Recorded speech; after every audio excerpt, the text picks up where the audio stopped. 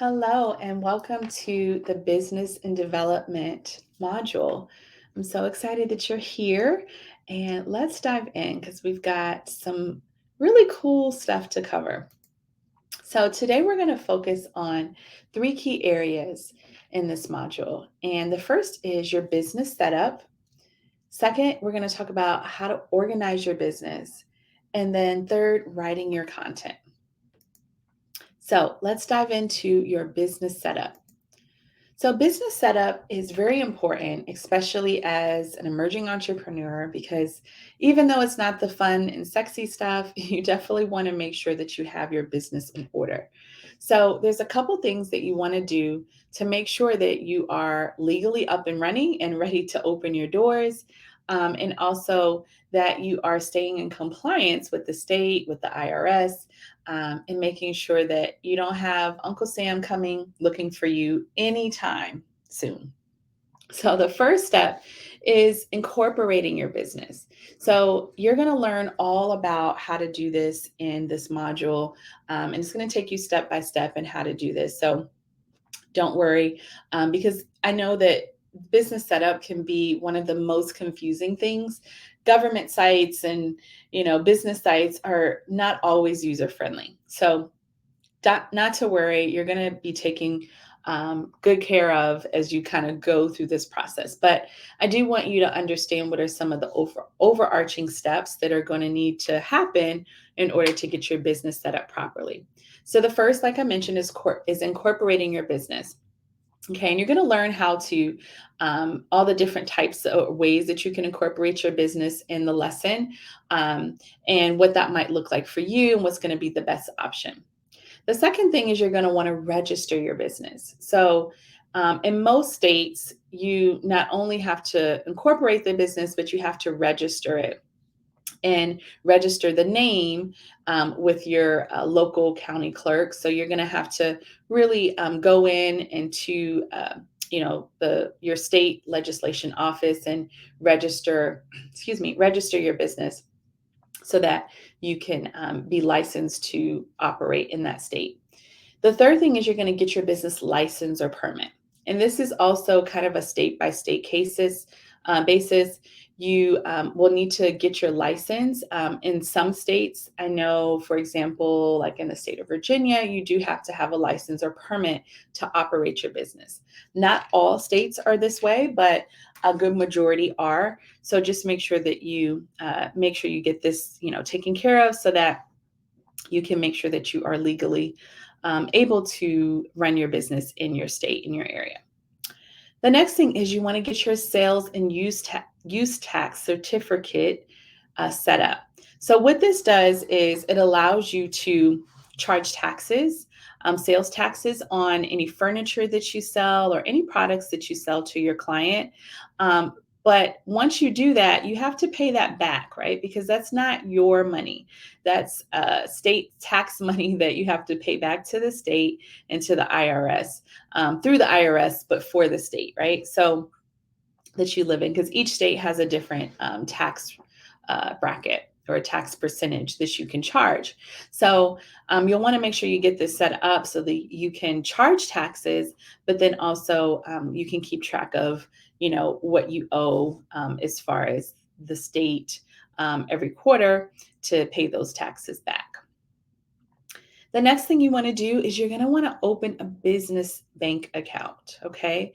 Now, once you have a business, right now it's like church and state. You have to keep your personal bank accounts and assets separate from your business.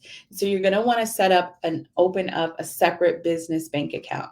Okay. One of the things that I do recommend is setting up a business account and with a credit union or something like that, because they typically have less lower bank fees.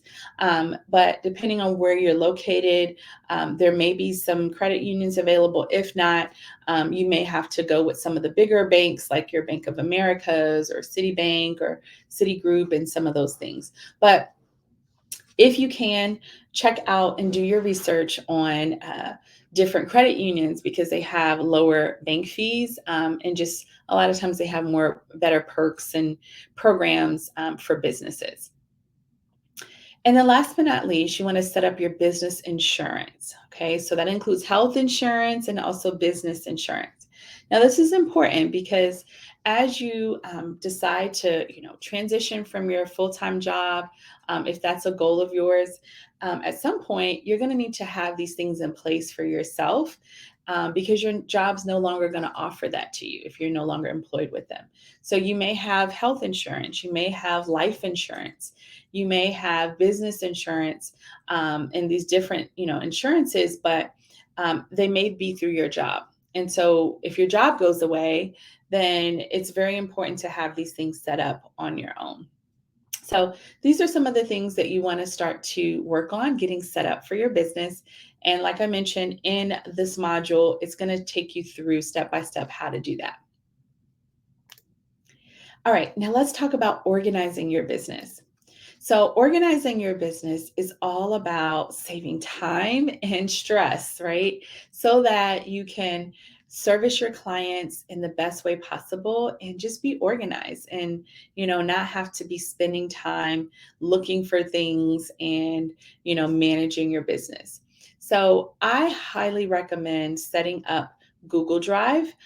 It's a great way to organize your files and all of your documents for your client projects. Um, Here are a couple of ways that you can use Google Drive to do this. And typically, you can do things like manage your bookkeeping, you can manage your client projects, any marketing materials that you might have for your business.